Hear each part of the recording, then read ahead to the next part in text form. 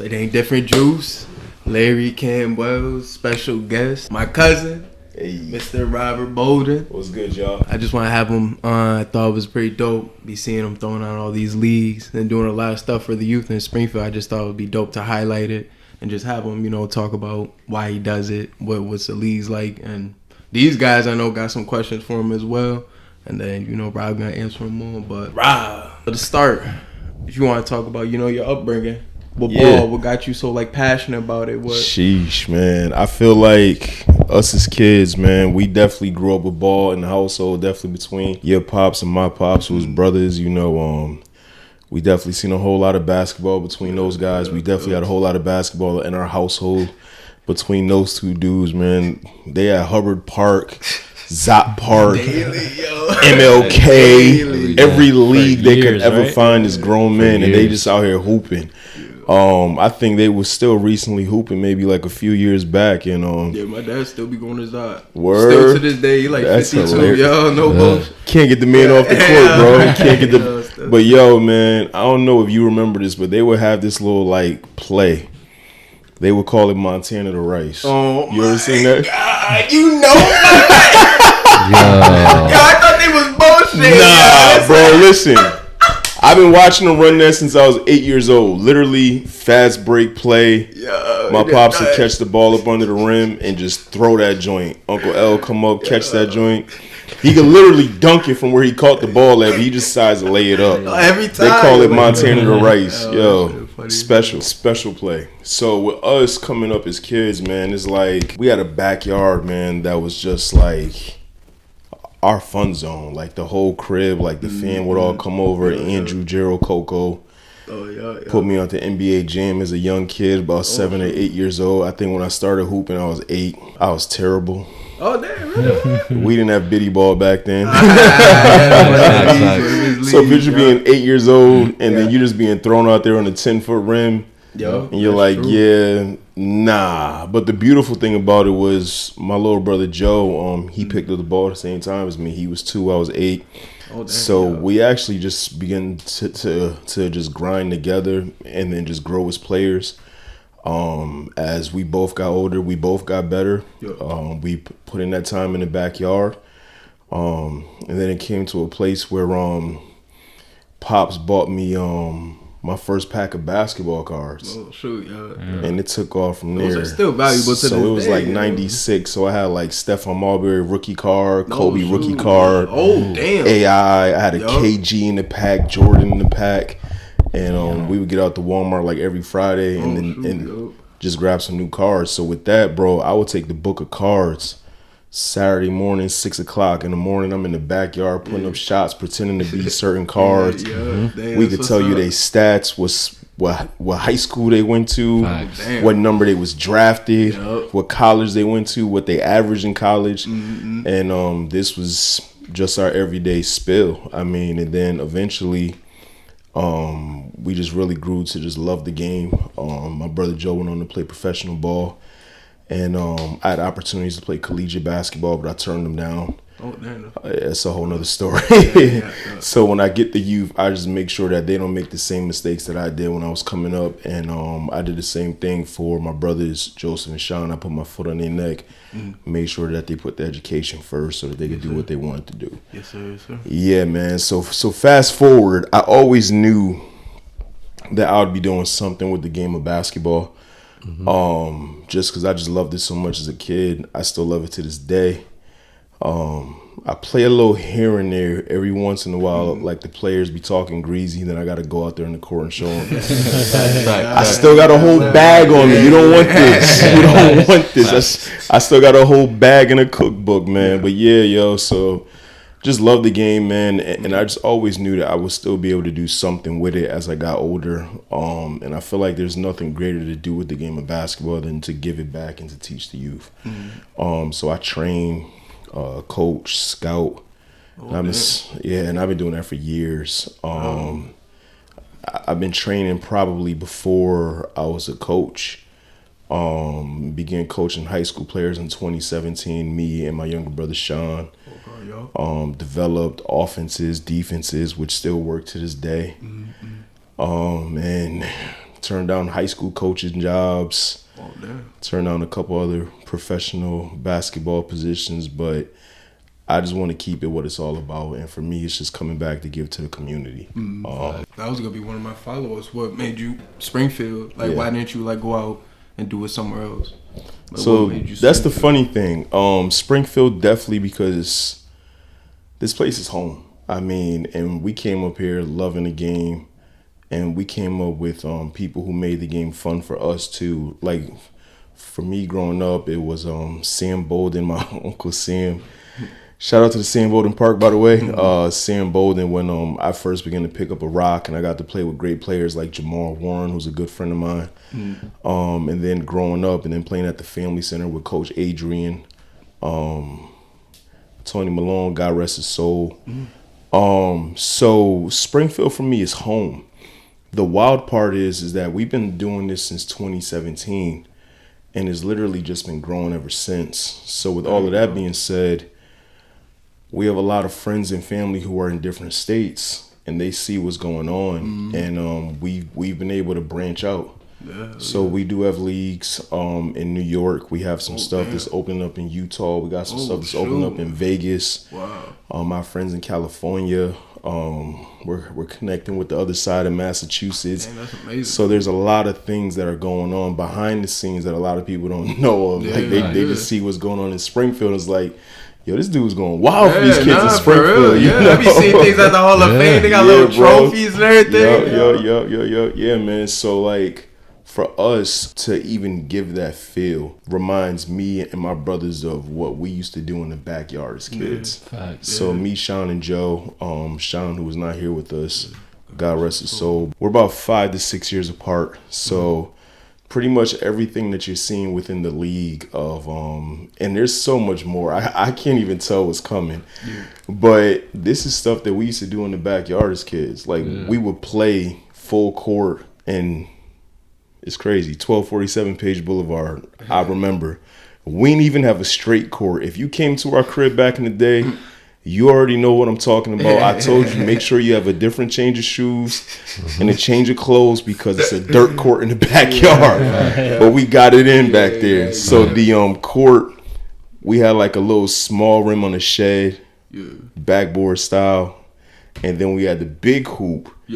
That like cut across like my mom's grass that she didn't want nobody to be on. So we would literally have to play full court in an L shape. Oh, okay. It was probably just as long as a regular court, but it was just made it more fun. You know, and then like you switch hoops at 6, and then so that's pretty much how it is. So pretty much everything that I'm giving to the kids in the league started out with 1247 Page Boulevard, and us just being kids and just using that God-given imagination of winning MVP or playing for rings. Yeah, that's what's up. You know? For real. Then we also did some stuff like being drafted, which I can't tell too much more about, because that's some stuff that's up and coming for the kids. It's gonna be fun though. It's definitely gonna be fun. Yo, I like how creative you seem to make it. Like, you really tying it back to your childhood. That's dope. Yeah, and it's like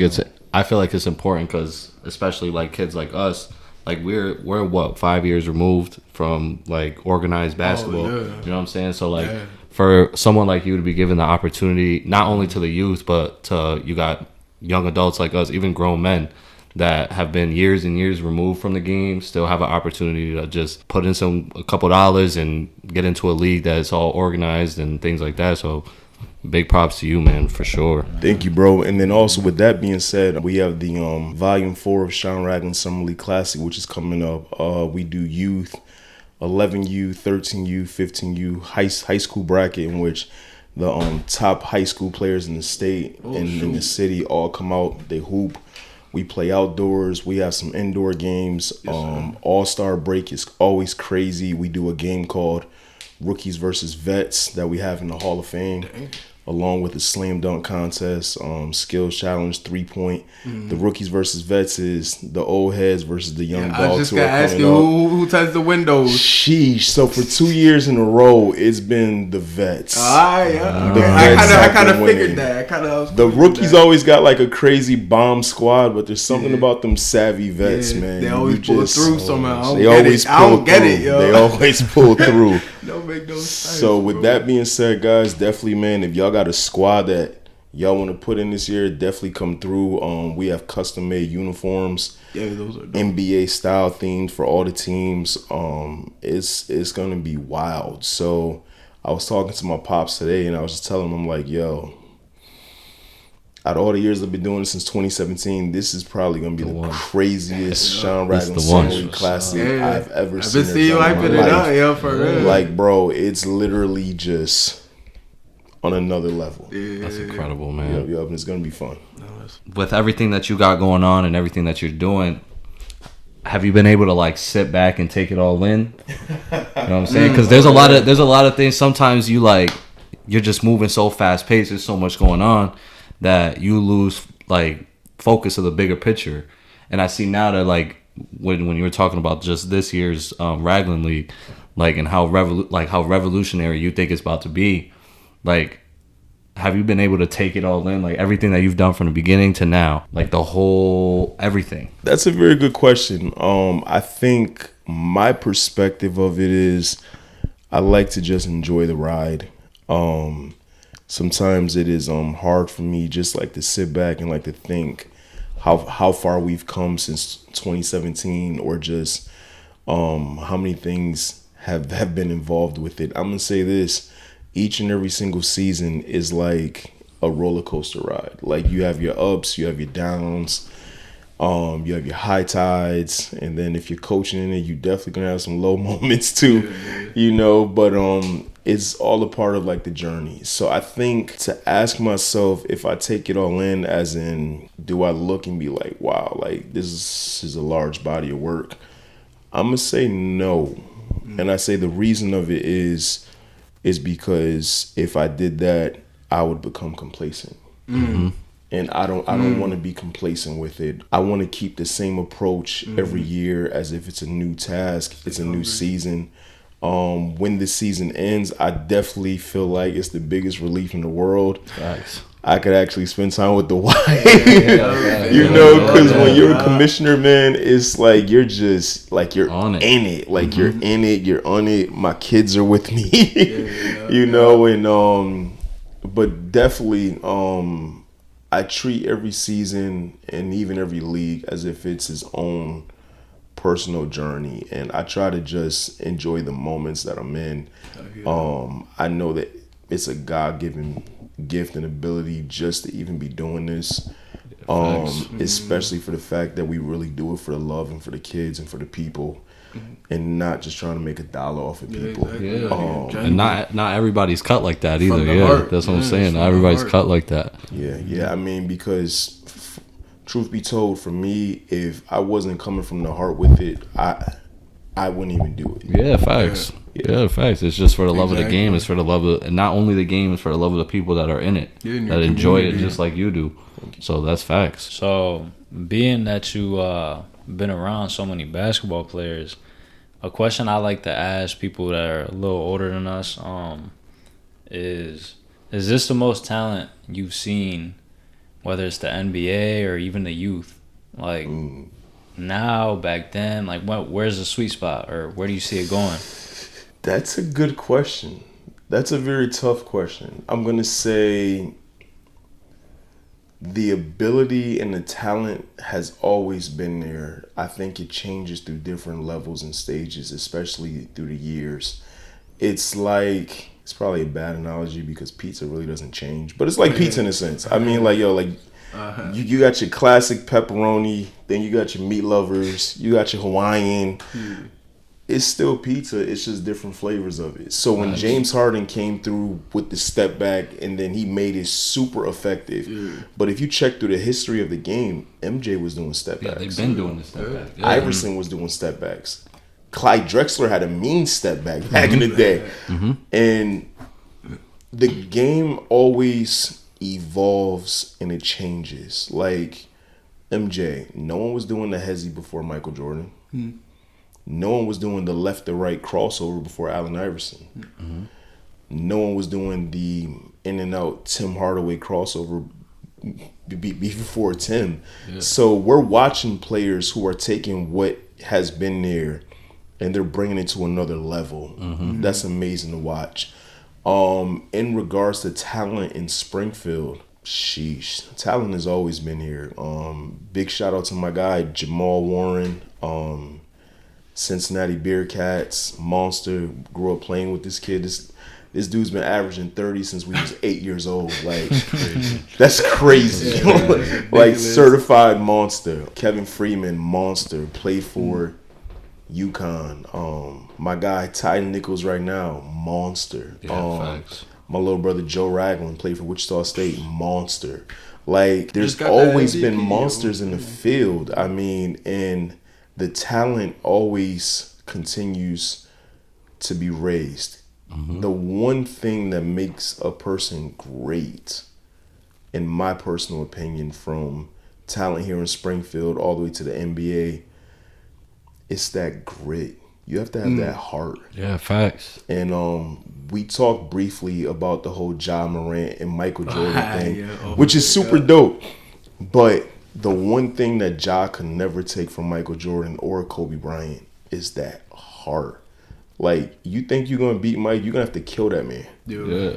You're gonna have to rip this man's heart out on the court. You can't stop a man. Yeah. So with that being said, though the talent level does grow, the game does evolve, the greats, they all have that it factor, that heart. Like, can you come and take this from me? Mm-hmm. And then with me coaching this year, I've seen that. And two players specifically, I'm going to shout them out.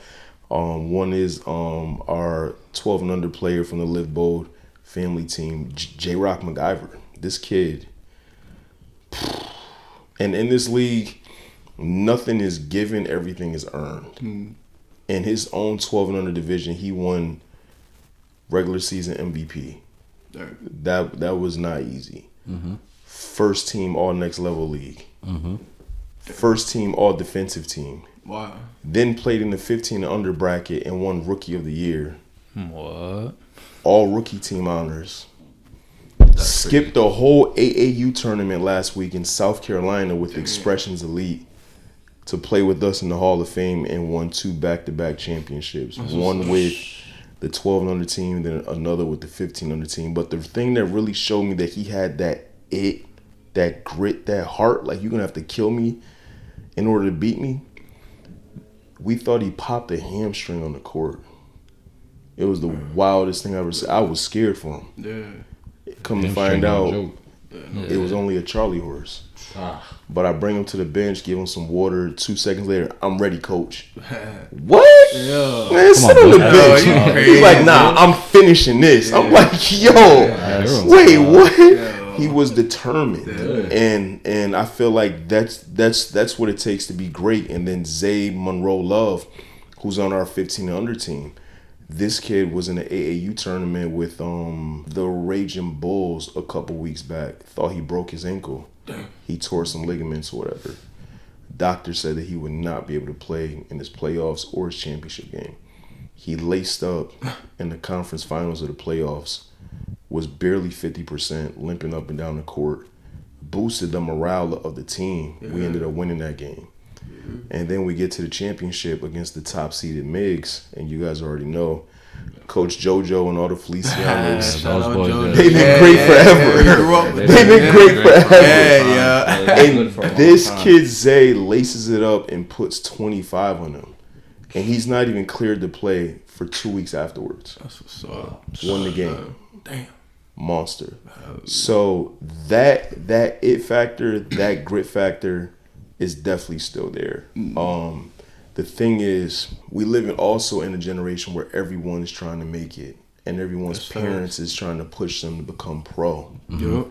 Though you can send your kid to all the camps in the world, all the camps, all the schools, they do the whole You nine. can reclassify as many many times. times as you want. You can go whatever as school. many times as you want. Transfer portal. You can do the whole nine. You know what I'm saying? So you can be super evolved and super talented and still get beat by someone who just has that it factor. Not to say John Morant don't have no heart. I feel like he got to look. John definitely has heart. He definitely got to look like there's something. I just think that his persona is a little corny to me. But when it comes to like him on the court, he's not no Michael Jordan, no Kobe Bryant, none of that. But he's a young guy that he is hungry and he don't back down to nobody. Facts. So that's why, like, even though the statement was outrageous, what he said about Michael Jordan, it's like, but it's kind of like, what was he supposed to say? You know what I'm saying? If you're gonna, Mike's gonna whoop my ass. Nobody's gonna say that. You know what I'm saying? Right. Yeah, like there's nobody that has that amount of heart that's gonna willingly just be like, yeah, Mike gonna chop me up. Nah, Kobe gonna nah, Bron gonna kill. Nah, it's not. Facts. You know what I'm saying? These guys are all in the league. These guys all have, like, especially Ja's gotten put on this pedestal where it's like, of course he's not gonna say that, but that grit factor, man, it's like you said, it does take somebody from here to a whole different level once they tap into, like, just the grit and the heart. Like, you can't deny them anything. Right. That's crazy, man. So with that being said, I have to ask this question: if Ja never got injured, would we be looking at different champions this season? Bro, I asked the I swear, would we be looking at different champions this season? I don't think so. Like you said, you don't think so either, right? Like we said, we were talking about just savvy vets. And I think, you know what I'm saying, Warriors have that championship DNA. They proved that against the Celtics. Like, you know what I'm saying? Like, these guys are like, they beat LeBron James multiple times, not just once. They beat him multiple times. And at his, like, there was no denying. Yeah, there was no denying LeBron. Right. And they went as a team and they did it. So it's like, John Morant would have definitely scared the shit out of them, though. I'll tell you that. He would have scared the shit out of them. So it's funny that, like, we started talking about Ja, right? I had this question, and my answer to it is Ja. Okay. An NBA player that slowly either grew on you or made you turn on them. For me personally, that's a good one. Ja, I'm slowly turning away from. I can't even lie. Yeah, because he's corny. I was saying, it's just because he's corny. I was saying he's the stuff that he, NBA. Like, you know what I'm saying? I was writing Ja heavy. Right. But so, like, yo, coming in, I was like, all right, new point guard, explosive, get to the cup, like. Yeah.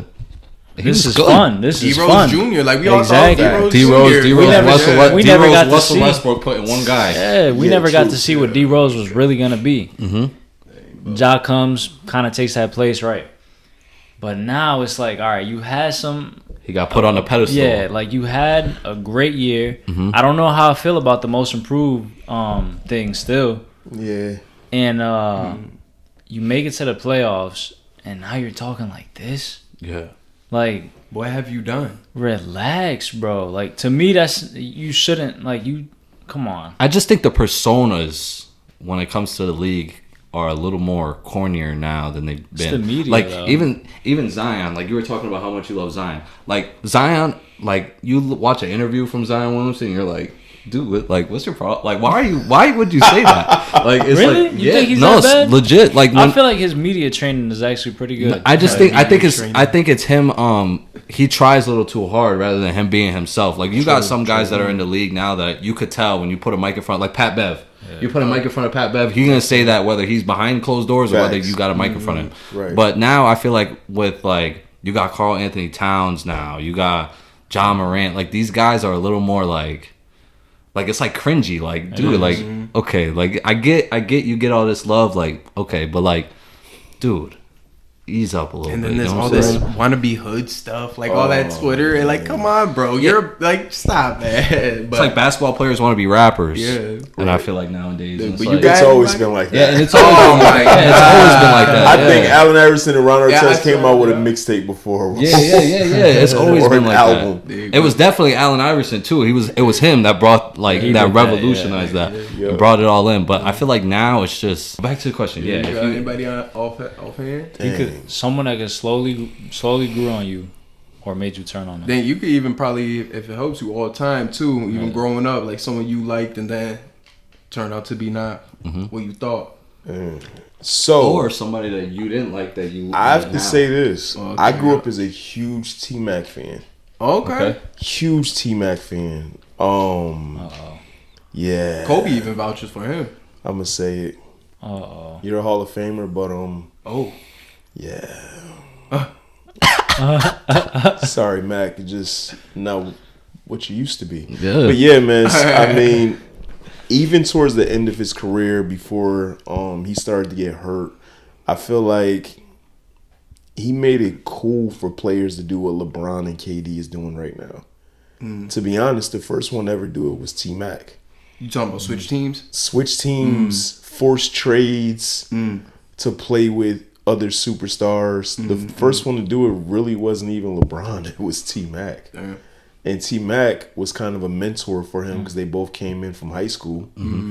So you kind of led my guy down the wrong path, but that's a whole nother topic. But I feel like T-Mac has gotten cringy over the years too. Even with just he talks about how his win count doesn't matter, or the fact that he didn't win a ring, but he made it into the Hall of Fame. So making it into the Hall of Fame trumps winning the championship ring. Oh yeah, I heard him say that. I don't know about that one. But I don't know about that. I kind of disagree. Yeah. I mean, so I get it. J.R. Smith won a ring. He was the side guy. T-Mac is the top guy. But for Mac to literally say that it was more important to make the Hall of Fame than winning the championship ring, it kind of just made me push away from him as a competitor and as a person who just loves the game. Also, when he was in Houston and he had his injuries, he didn't want to come to the game. He was just hanging out in Africa. Oh yeah, and then he would ride his own planes and stuff like that. He would never even ride planes with anybody else. He would just ride his own plane, which is definitely a little weird. That's ridiculous. Yeah. Like at least Ja rides the plane with everybody. You know what I'm saying? That's crazy. He and T-Mac was, now that I think about it, like I never even looked at it like that. Like I have heard all the stories, but it was like it just never clicked. Like it was always just like, that's T-Mac.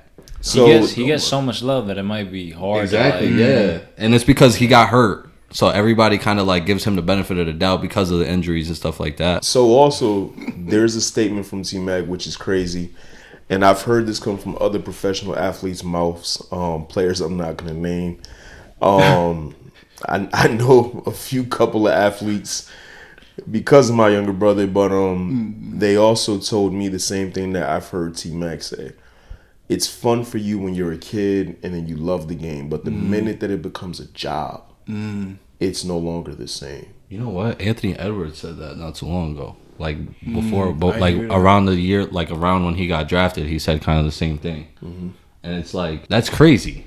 Yeah, I think it's crazy. Yeah, like as somebody that loves basketball, somebody that will watch the game all day. It doesn't matter who's playing. That would motivate me even more. Yeah, it's like, wait, hold on, I could get more money if I get better. Yeah, legit. You all you got to do, you get a jumper that literally adds to like $50 million. You're now making 3 years. Yeah, like just 12. You make free throws a little better. Now you're getting $20 million extra dollars just because yeah, true. That doesn't even like.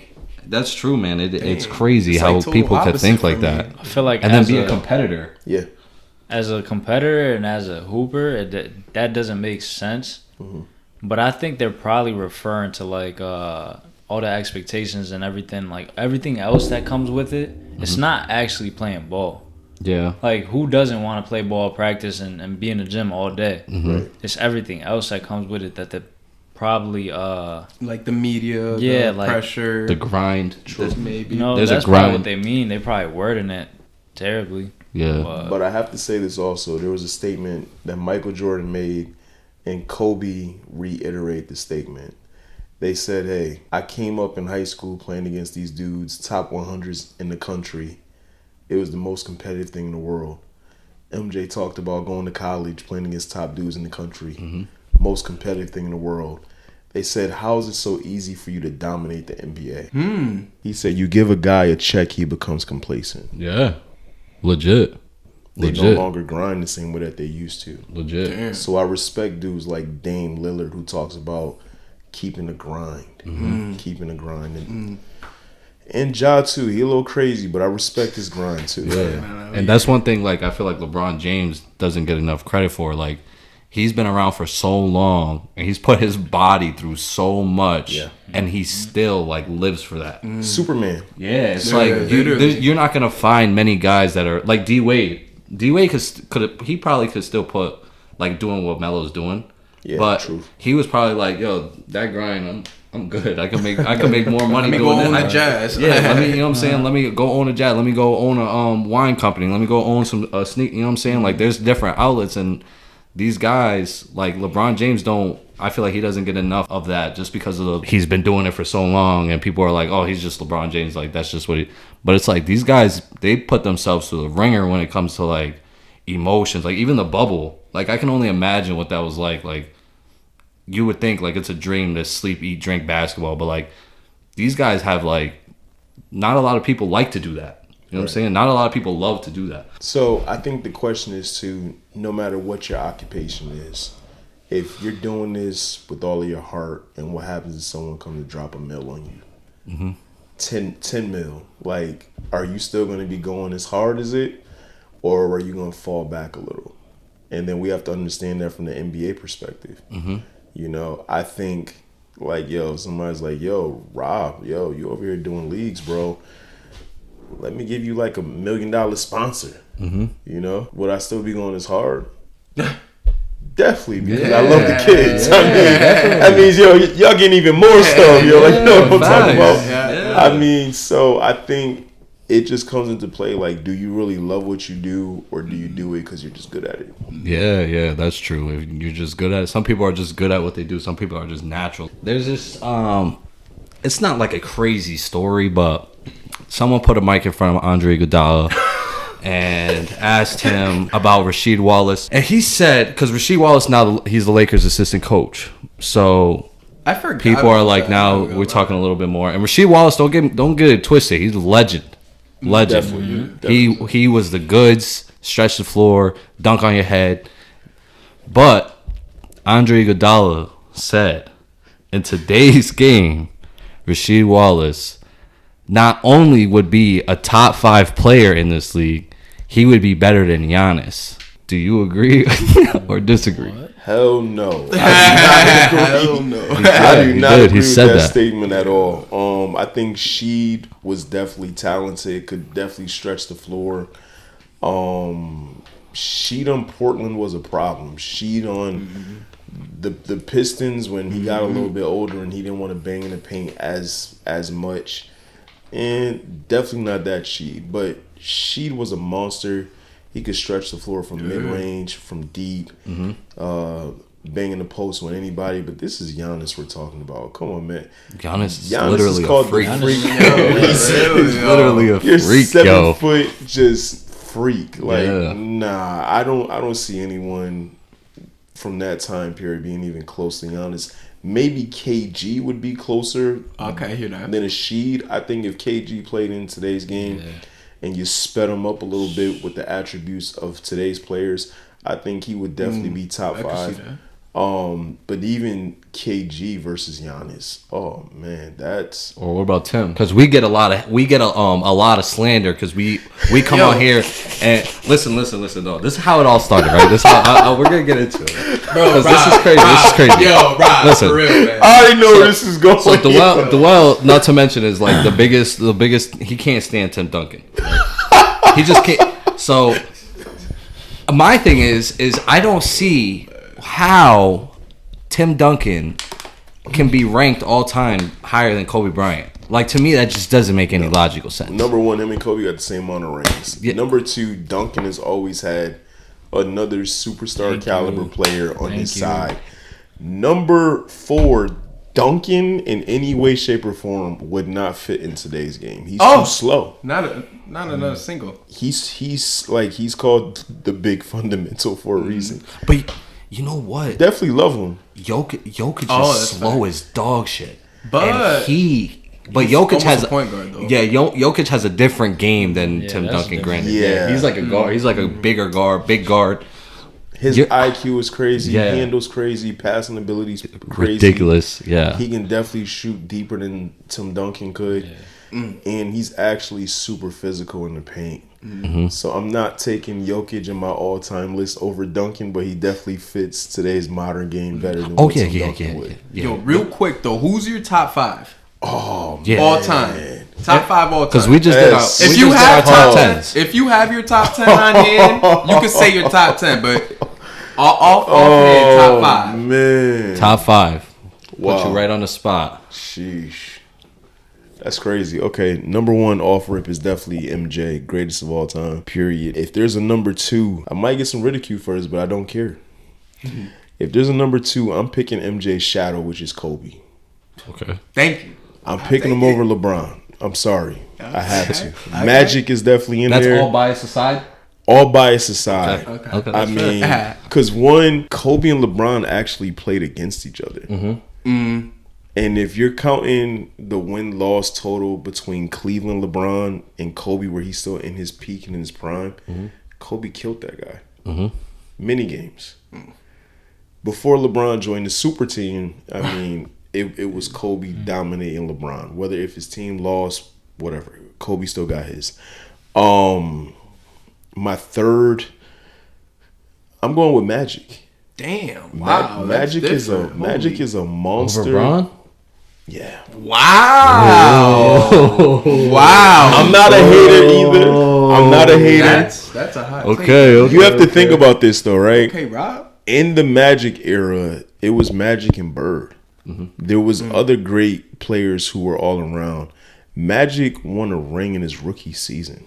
That's facts. And playing out of position. And playing out of position against Dr. J. I think, what, he had 42 one game? As a 42, center. 15 and 7 or something As a like center. that? That's crazy. Like, he joined the team with Kareem Abdul-Jabbar. Winning season. Check it out, by the way. Yeah, facts.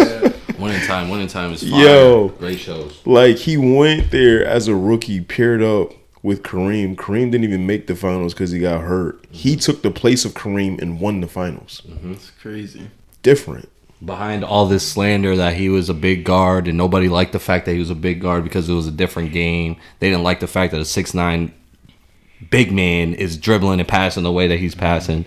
And he still went out there and did it. Right. So if I'm looking at my number 4, I'm assuming it's Bron.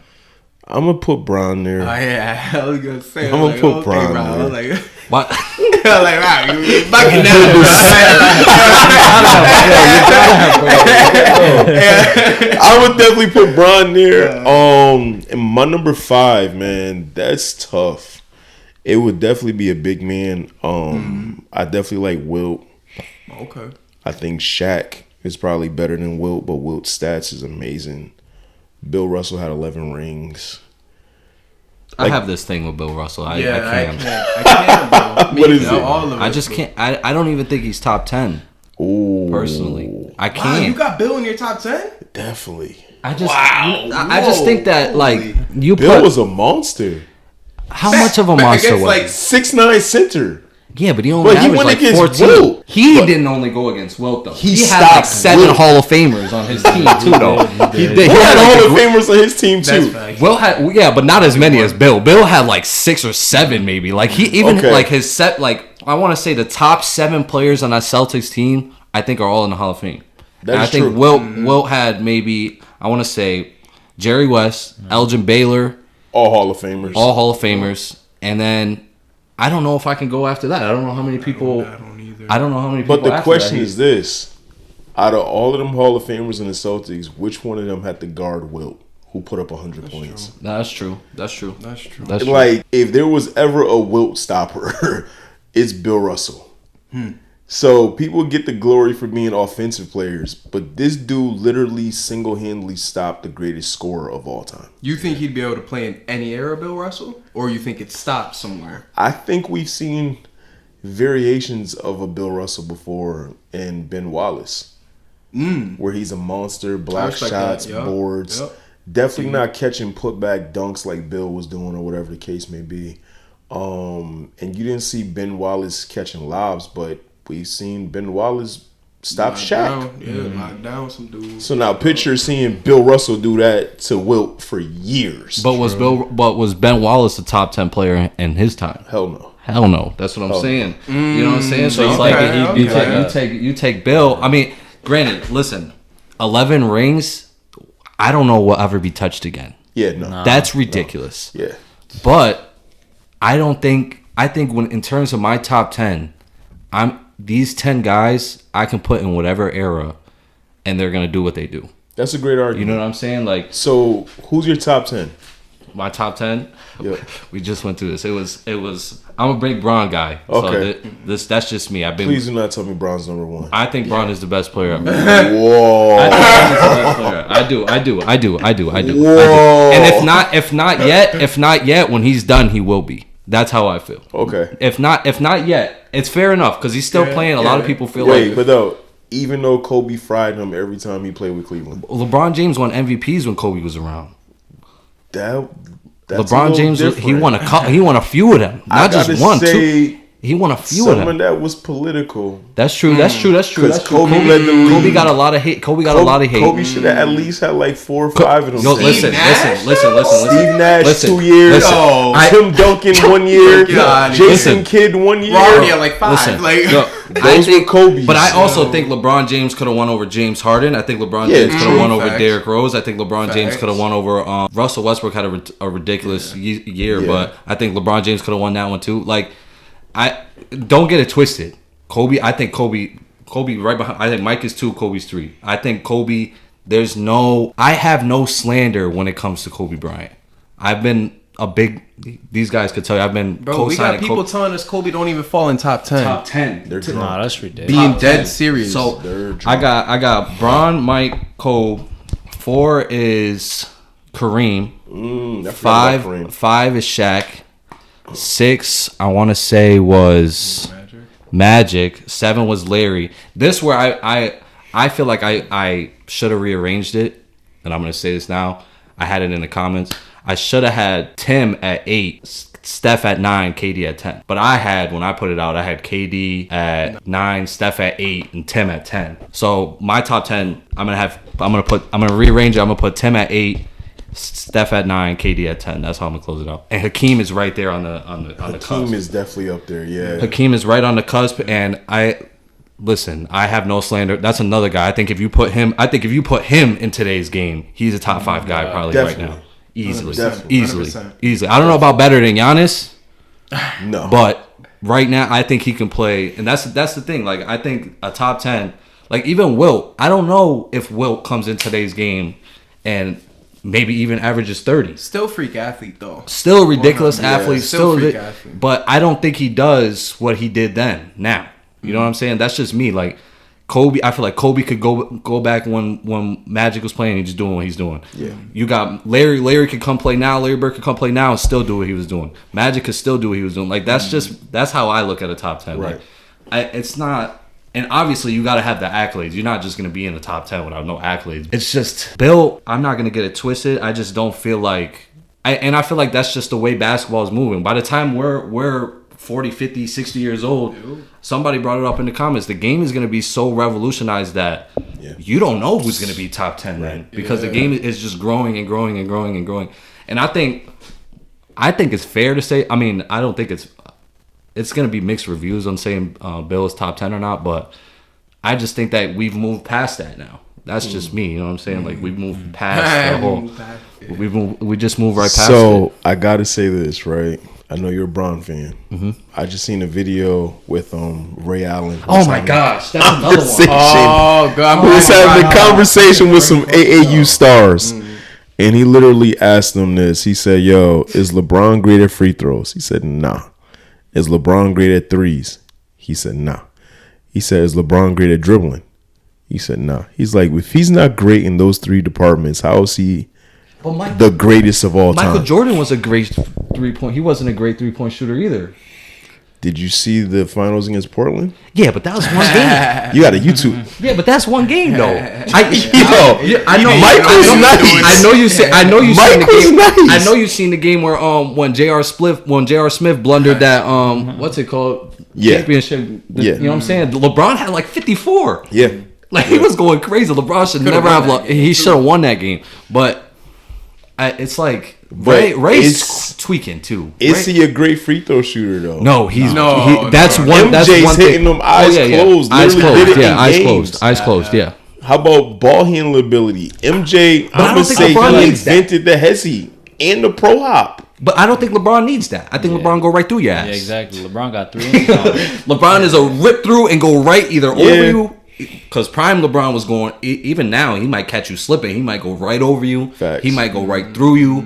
And I think the older he got, like, I think late in the Heat era, and then definitely the second Cleveland and the Lakers era, he's gotten a little more finesse around the rim. Like, it's not about going and banging on whoever's down there. Back in the day, you got first Cleveland, and even in Miami, he was going right over your ass. Yeah. Well, if you think about it too, during his first run with Cleveland, he had to. I mean, He had no choice. Yeah, he was going against Boston. He was going against the Pistons, who had literally been The Magic. back-to-back conference champs in the East. So for me, my LeBron era that I liked him the most in was probably the first run in Cleveland. and a lot of people sleep He on had that era. handle. Oh my He was a gosh. savvy passer. Oh my gosh. He did whatever it took to win the game. He was a whole different guy. My favorite Bron got to be Miami Bron. That Really? dude was a whole tank. Same. That's I my think- old time. Like That's when I cheat hated code it. Bron. Yeah. That's He's like jumping insane. over guys' heads. Yeah. And that's another thing.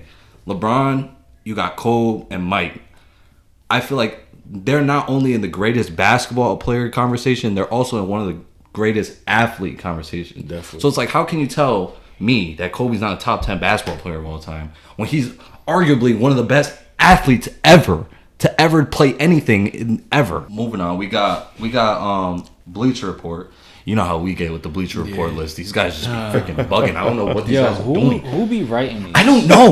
Let's let this guy's name. We're gonna have to say your name, buddy, because you're just bugging. Grant Hughes. Come on, buddy. Bleacher Report. These guys, they ranked just the top 5 duos in the NBA today. Top 5 duos, 2 players. So their 5th was Kawhi Leonard and Paul George.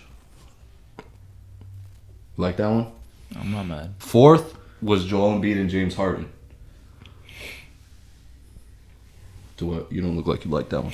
3 is KD and Kyrie. Granted, they stay together. KD and Kyrie. That's ridiculous to me. But That's crazy. 2 is Jokic and Jamal Murray. No. How many games have they played together? I hear. I Like, is this from 2 seasons ago, Louis? This is right now going into next season. That's what I'm saying. Oh Number my. 1 is Giannis and Drew Holiday. First of all, that's not even the duo. It's Giannis and Chris Middleton. Where did Drew Holiday take over that? I always thought it was Middleton. it's better. That was Definitely never a just- thing. It was never Giannis and Drew Holiday. That was his number 1 That was number 1 on Bleacher Report. on Bleacher Report. Whoa, he's smoking something. Yeah, Yes. that's insane, bro. Yes. If you had to rearrange, or if there's Or who would anybody you even add? left off. I think they left Stephen Clay off. First of Oh, all. wow. Yeah, Yeah. that's ridiculous. Yeah. They left LeBron James and Anthony Davis off. That was nuts. Yeah. They That's left insane. top Jason 5. Tatum, Jaylen Jason Brown. Tatum, and Jalen Jaylen Brown. Wow, We just seen yo, them in see, the there's gotta be finals. one more, yo. CP, Devin Book. That's a That's a top 5 duo. Yeah. They were just number 1 seed in the whole. That's a freaking top 5 Western duo. Conference. I was even thinking Jimmy Butler and Bam Adebayo, but I know Dwell was going to tell me to shut the Yeah, hell if up. that's the case, you might as well throw Trae Young and John Collins or something. No, hell no. I just like, Hell no. You might as well. Hell no. I don't know. But that list is crazy. If you had to say your top 3 right now in the league, or Duos? your top 5 duos, if you had to change that list, who you changing or what? I'm definitely putting Steph and Clay number 1. Yeah, Um, me too. That's my number 1. Right now, though, Yeah, how much I don't weight think does that so. second piece? I wouldn't put them number like 1. Clay. Like, how much weight is Clay holding on that? I hear that. I'm not going to lie. I think I would put Kawhi and Paul George top 3. Maybe top 2. Maybe number 1. I'm honestly Yeah. going based off their achievements. Nah, I'm going based off of them going into this season. Kawhi Leonard's about to come back, and Paul George's last season was very good. I think Steph and Clay is just, like Dwell said it, I think Steph is just carrying Clay a little bit more. Right. I think Clay has a lot more to prove. And Yeah. Granted, I think Clay is going to bounce, but he's a shooter. He has no choice but to bounce back to what he was. But in terms of hoopers, I think LeBron James and Anthony Davis, I don't think they're top 5. Oh, yeah. But I don't know about top 3. But Kawhi Leonard and Paul George actually really scare me coming into this next season. And now you're adding John Wall in there. Yeah, that's what I'm saying. If he's healthy. And they got like Norman Powell. Them guys got a squad over there. My number 2, though, I would definitely go with, I do like James Harden with Joel. Yeah, I like that too. That's pretty strong. KD and Kai. That's my number 2. They're really good. Just off base, like their skill right now. If they stay together, I want them to stay together. There's no reason why if you put them 2 together, you're borderline not stopping them. With that Nets team right now that they have, I think with Ben Simmons and Seth Curry in them. But I think they should keep together. But that's why I have them number 2. Yeah. We also haven't seen a lot of them. Mm-hmm. I don't think Jokic and Murray should be on there. No. Yeah, no. Nah. I can't remember the last time they played together. Not top 5. Not top 5. I think LeBron James and AD are better than them. I think Joel Embiid and James Harden, Kawhi Leonard and Paul George are better than them. Giannis and Chris Middleton. Yeah. Not Drew Holiday, but Who's your third, Rob? CP and Devin Booker. I like that one. That's a good pick. Definitely. I feel like the NBA is just so open this year. I mean, and I like to look forward to what the future duels are going to be. So when I start thinking of duels, I start thinking of who's going to pair up with Zion over there. You don't think Brandon Ingram is him? I like Brandon Ingram, but to be honest, I just got this funny feeling that they're going to eventually get rid of him. Yeah, I can see that too. Damn. That they're going to, yeah. I mean, because the NBA just works like that sometimes. Like, it'll look really good to us, and then next thing you know, he's traded. Yeah. You know? All the time. I know we wanted to bring up, too, the Donovan Mitchell little sweepstakes. Oh, man. And even the KD. And the KD. Oh, what do you think about that going on right now? Don, I actually like Utah low-key. Utah is one of my little favorite spots to go to when I'm not in the field. The sun about the mountains. It's a beautiful place. Arena's fire. Everyone out there is a huge Donovan Mitchell fan. Don even pulls up to the mall sometimes and then be hanging out with people in the mall. I think them getting rid of Donovan Mitchell, star power wise, is crazy. Just because they love him so much in Utah. The question is, who would you get for him? So if there's a team that I would want to see him go to, I would say the Heat. Oh, okay. Pair him up with Jimmy Butler. I think throw him in with Bam. the Heat would be lit. So with KD is anywhere. This is like I'm 2K still trying to level wrap trades. my head around this whole KD trying to leave thing. I mean, I feel like he just got there. For real. And he still got like 5 years left on his contract. Got paid for a whole season he didn't play. I mean, if I would want to see KD anywhere. Because at this point, anybody can give you anything. The question is, when he gets there, is he going to win? Yeah, or is he just going to pack it up again because he ain't? I mean, I think he'll be good back with Golden State. I like that too, yo. I don't need that. I think Golden State would have to get rid of too much to get him. Yeah, they will. But Jordan Poole's a problem. My guy, Ant Wiggins, is a problem now. They would definitely have to give up a whole lot to get KD. So I think definitely Golden State. I would like to see something crazy. I would want to see KD paired up with Giannis. Wow. Who do you think? So how do you stop that? How do you do that? I don't know how you would do it. I don't know how you do it. I don't know how you would do it. Crazy though. I know that would be the most unstoppable lineup. Talk about duos the human race has ever seen. What about LeBron and KD? Because they can pack up AD and Russ if they want and get Kyrie and KD. That's what I want them to do. I feel like that's a cheat code. There's no way the Nets are doing that. Yeah, there's not. Yeah, that's a whole cheat code. That's them signing up to give away a championship. Basically. I mean, but then too though, if the Lakers do that, for me as a basketball fan, I'm putting an asterisk next to every championship that they win. Dang, really? That's a cheat code, bro. LeBron and KD. Oh man, and then Georgia Kyrie called you up so fast. Yo, we went in there. Yo, I would probably stop watching NBA for a while. I mean, just because they're the same caliber style player. Both of them guys have been in the game for a while. It would definitely be great for Brown fans, and basketball purists like me would definitely stop watching the game for a little bit. But it'd be fun for TV. Nah, but bro, yeah, I know Kim and Wells had some like just final wrap up the whole thing. I just mine was how does it feel to be able to accomplish everything that you've done like around the city, and like just putting on all these events and being able to, because there's a lot of things that are tied to Springfield that would make people never want to come here, or people stereotyping and things like that, right? But to see somebody like you. And even there's other figures. We did Jordan Almore not too long ago. That's my guy. Yeah. So just seeing people like you guys going around the city and being able to hold events and make sure that they're done the right way. Make sure that you can have massive amount of people around and even just have a good time at these events. Like, how does it feel to be able to accomplish something like that? It feels great. I think my number one objective is to just bring back that feel that Springfield used to have when we were kids growing up, where it was all love. There was no violence. There was no banging. I mean, like, if you had an issue with somebody, you might throw hands. You dap it up afterwards, and everything is good. So when we run these leagues, it's just in order like to bring that love back to the city, man, and then just have fun doing it. And then when you get into the creative side of it, that's where, man, like the juices just start flowing, and I just want to see the kids have a good time. Adults also. I definitely have an end goal in mind. It's just a lot of things that we're building right now and that we're putting in place. One of the things that I'm concentrating on right now is building a facility where kids can come after school programs and all different types of stuff like that. Multiple basketball courts in there, so we can run events, give practice gym time to teams who are in need, because for some reason there's like 150 something basketball courts indoors in Springfield, and it's like you literally have to go and talk to the mayor or something in order to get some open gym time. Crazy. Yeah.